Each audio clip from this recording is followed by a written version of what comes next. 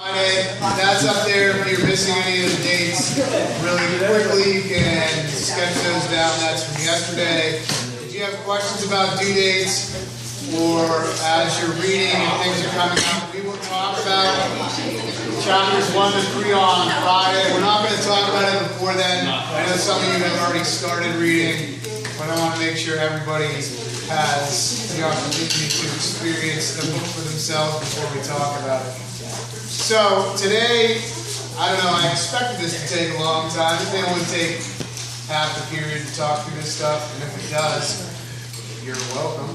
We're going to talk about your final project for this unit, what that will look like, how we're going to structure the class time, and then what you'll sort of need to be planning on out of class to do this, and due dates and everything else. So here we go. All right.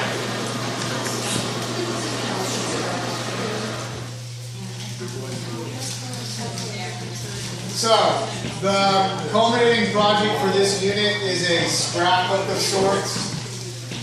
So we did one like way back when you were less mature than you are now. No, generally speaking, that should be how it went. Do we work with partners? Well, you're going to turn your own in. So there is some partner work to it, and you'll be creating your own thing. Although, I don't know, we could talk about it. I think we all like it a lot better. Think about that. Yeah, that's true. They should be fair. Also, increasing morale. Increasing morale. It's a better argument. So, how do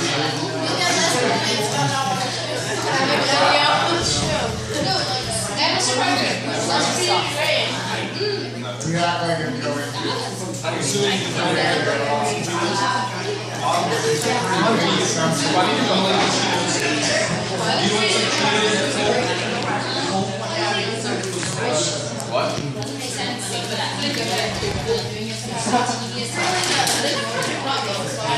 It'll make us so happy. That's what I assumed.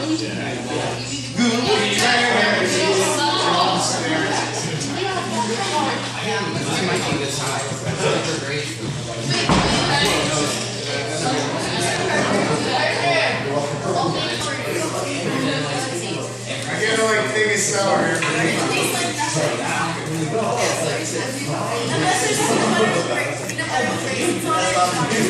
Ants on a log. For some reason, I bring a kid to work there, that's what I have to offer my children apples and celery.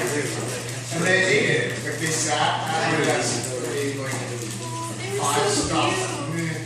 There's something.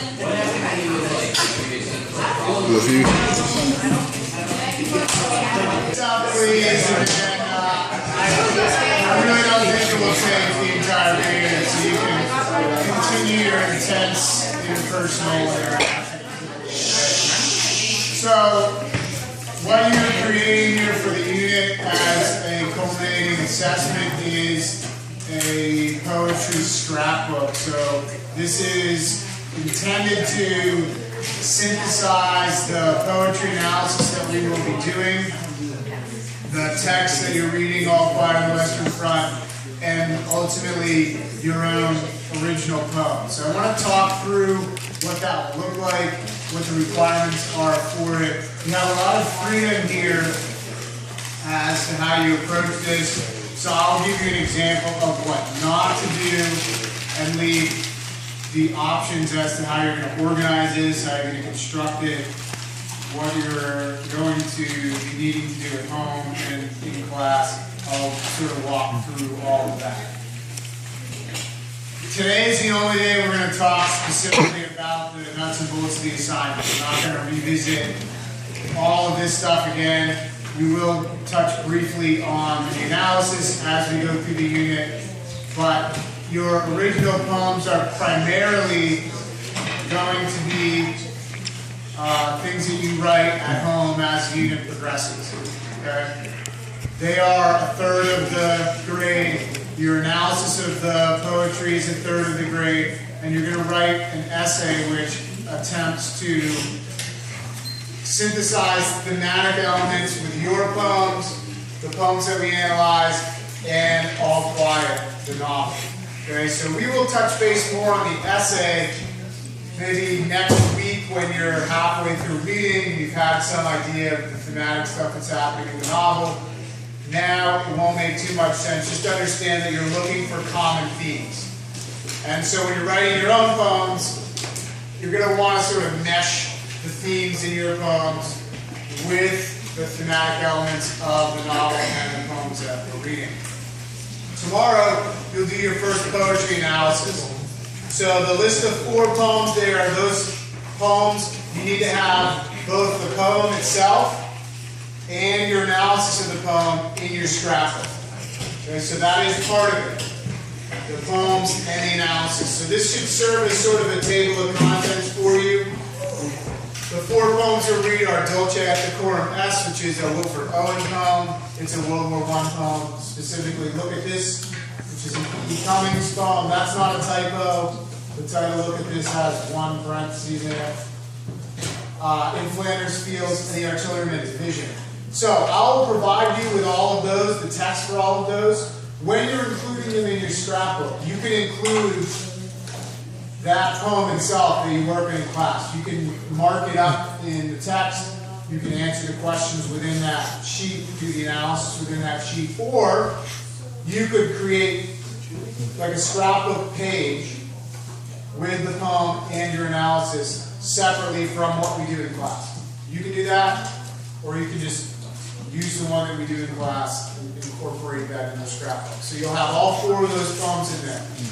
I'm a really literal person. I like stuff to be organized and in order. So if I were approaching this, I would probably do it in those 3 specific sections. I would have the poetry, then my original poetry, then the essay. But you can sort of mix those things together. If you're mimicking the style of one of the poems and you write your own poem, if you want to set them sort of parallel to one another in your scrapbook, if you want to put them before and after, if you want to like really mimic a style, sort of write almost like a parody of the poem. It's not a great word for it, but if you want to really look specifically at mimicking each of the 4 styles, you can do that. It's open to you to do what you want. The requirement is that you have the poem, each of those 4 poems, and you have the analysis.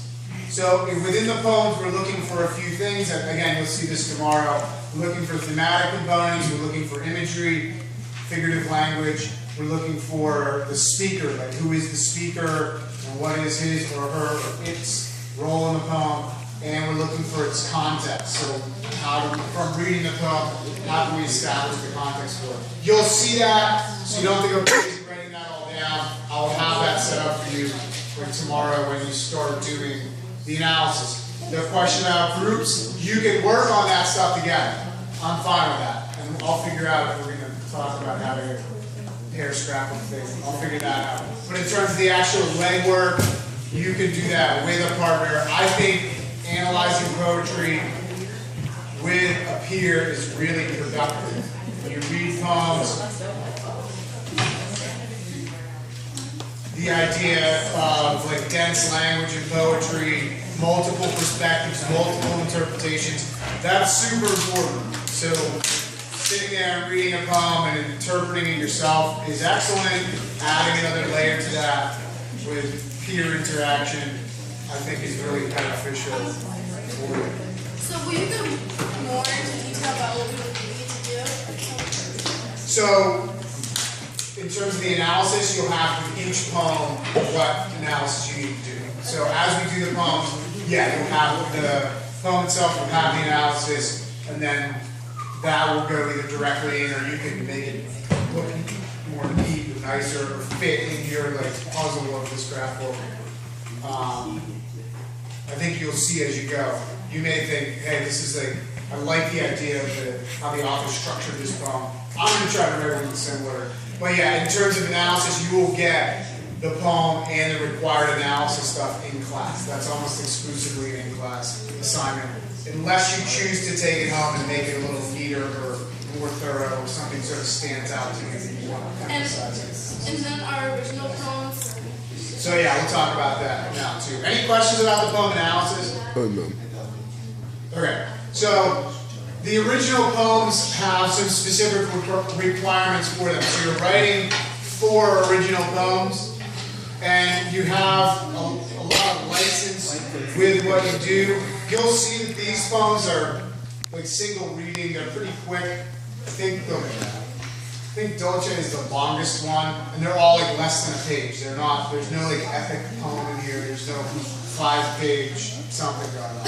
Should you choose to write one of those yourself, that's fine, we'll cover that in a second.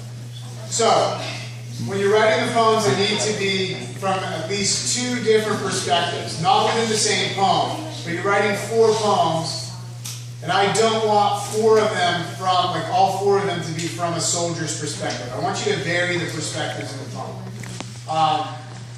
Dolce is from a sort of worldview perspective, from a speaker who's observing war from a distance. Look at this is from a peer soldier whose friend has died in war. So you have like different perspectives. You do have the artilleryman's vision is from a soldier's perspective, so that's fine.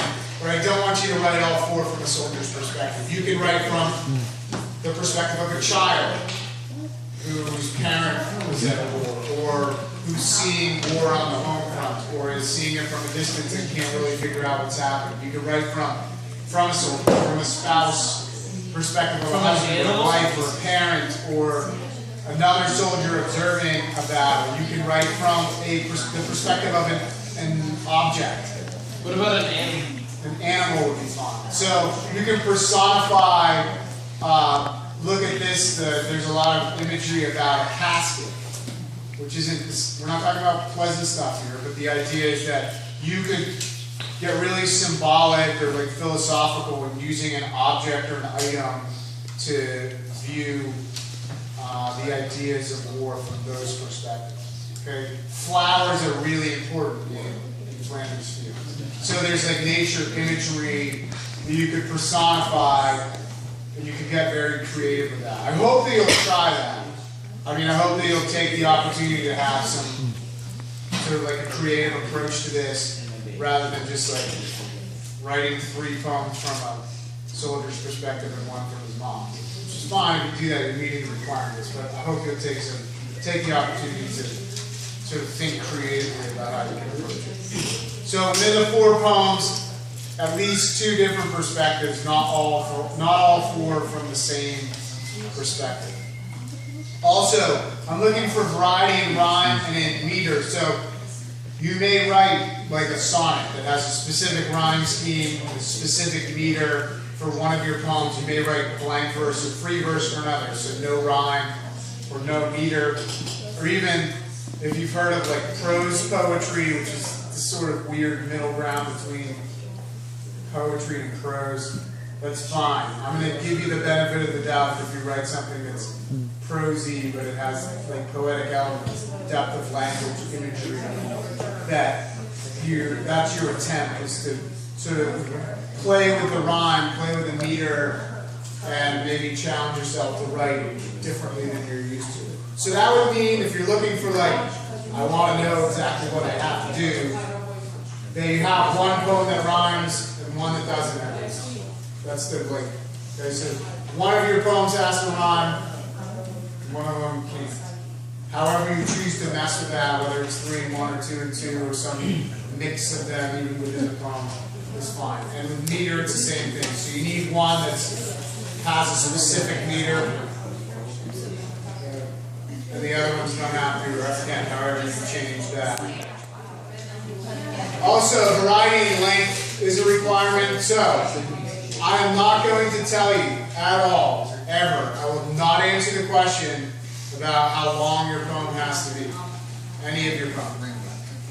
So you could write a haiku. You can't write 4 haikus. Did I write that? If you write a short poem, make it mean something. That's important. So don't decide on May 21st. You're going to write a haiku and an acrostic, and a 4-line poem, and a 5 just because you already did 3 people. There you go. So, again, this is yours to make your own.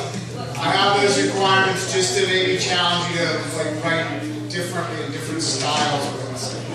And then variety of speaker identity, maybe a more clear way to say that is in narrator. So first person is fine for a poem or 2 or 3, but I don't want them all to be first person or all to be third person.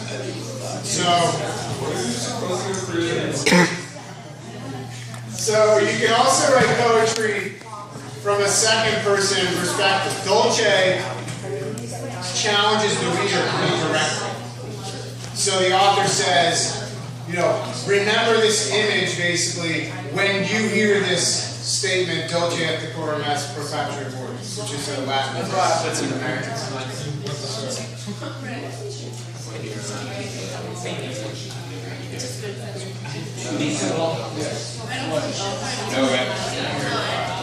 No reference. Really? Because it's coming back. No, it's just a lot of critiques. I feel like there has to be a middle ground, but none of the critiques there. Hero. I'll see a middle ground.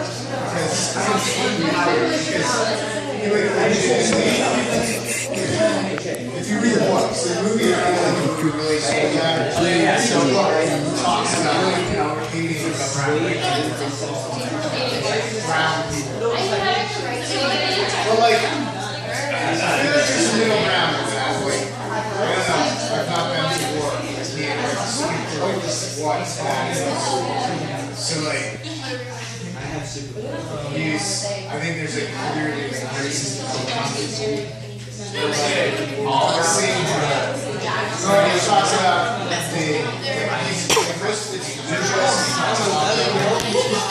his mindset offensive was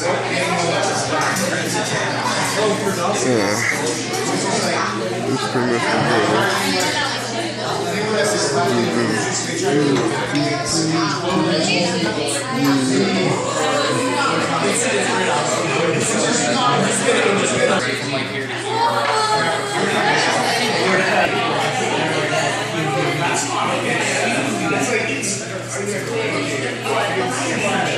Mr. Parker?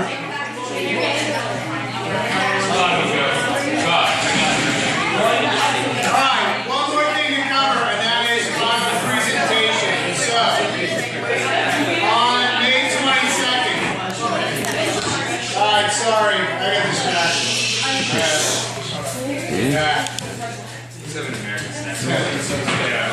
So, when you turn in your final product on May 22nd, it should be something that you are proud to turn in. That's the intent here. And I will go out on a limb and suggest that if you start it on May 21st at 9 at night, you're turning it in to turn it in because you have to turn it in. It's not not like a product that you created and you shouldn't be proud to turn in. Just going to throw that out there. You may be some sort of magical Dr. Seuss character who can clean up a messy room in 4 seconds, but I doubt it. So, it shouldn't look like this. Okay? I think that's quality. That's some good quality. So it should look like that.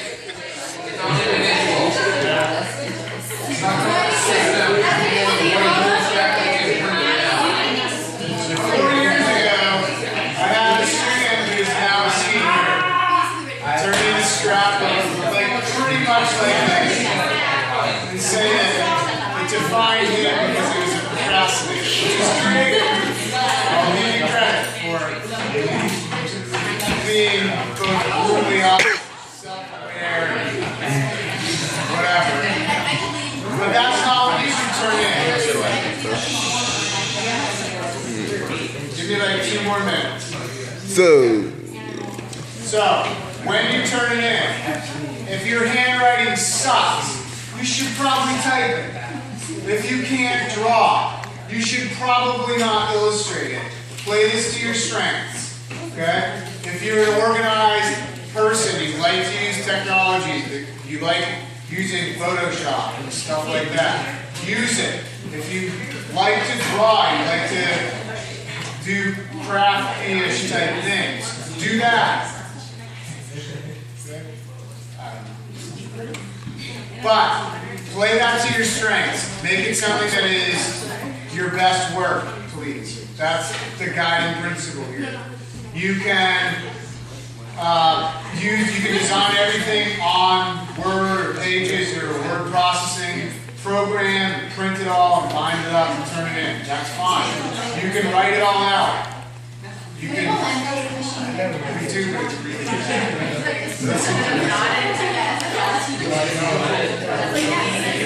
So what you should not turn in to me is 20 sheets of lined paper with a staple in the top corner.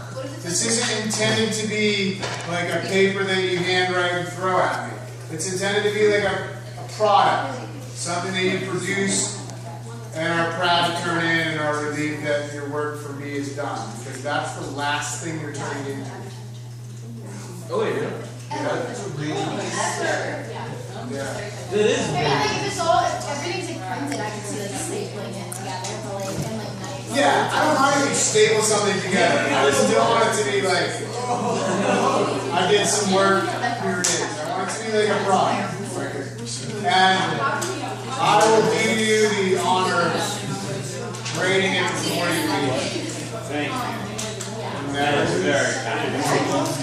Okay, but I want to be able to read these and think, you put your best effort into it, you did your best work in your class.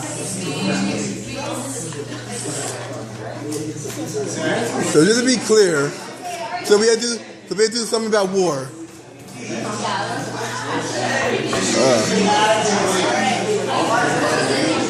Well, Bryce, I do you a favor.